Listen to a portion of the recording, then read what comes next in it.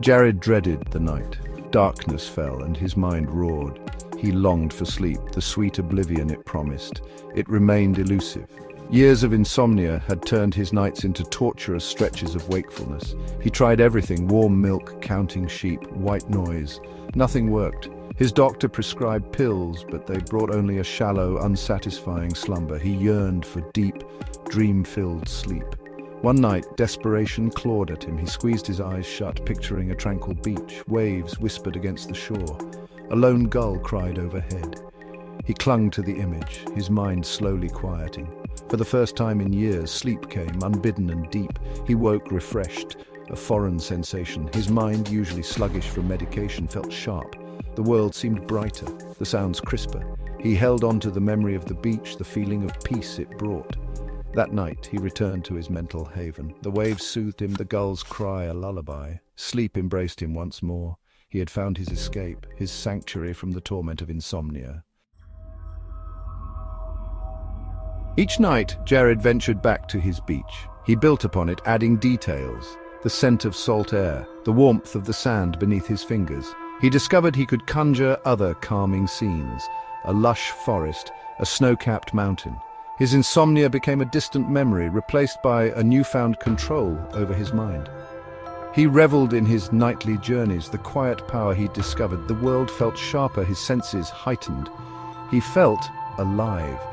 But the line between reality and his mental creations began to blur. The faces of his co-workers, usually forgettable, imprinted themselves on his mind. He saw Tom, his smug colleague, tripping on the office steps, papers flying.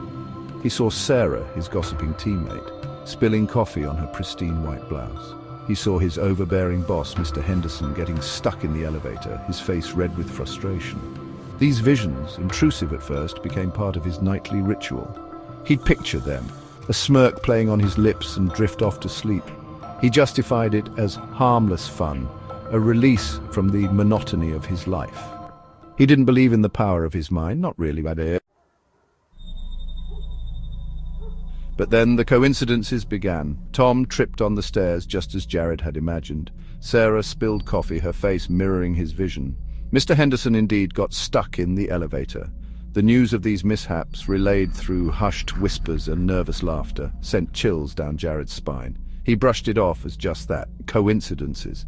But doubt gnawed at him. He stopped visualizing his co-workers. He clung to his peaceful scenes, but they felt tainted, the edges blurred with unease. Sleep became fitful again, haunted by unsettling dreams. He saw his co-workers' faces morphing, twisting into expressions of pain and fear. Their misfortunes, once a source of amusement, now filled him with a creeping dread. He couldn't escape the feeling that he was somehow responsible. The power he thought he had only over his mind felt sinister, uncontrollable. The darkness he had conjured had seeped into his waking life, and he didn't know how to stop it. One night, unable to bear the guilt and fear, he decided to test his theory. He focused on a specific scenario, a streetlight flickering off as a black cat crossed the road. He held on to the image, the darkness, the sudden silence of the light. Sleep, when it finally came, was heavy, dreamless. The next morning he walked to work, a knot of anxiety tightening in his stomach. As he turned the corner onto his street, he stopped dead in his tracks. The streetlight flickered, went out. A black cat sauntered across the road, his breath caught in his throat.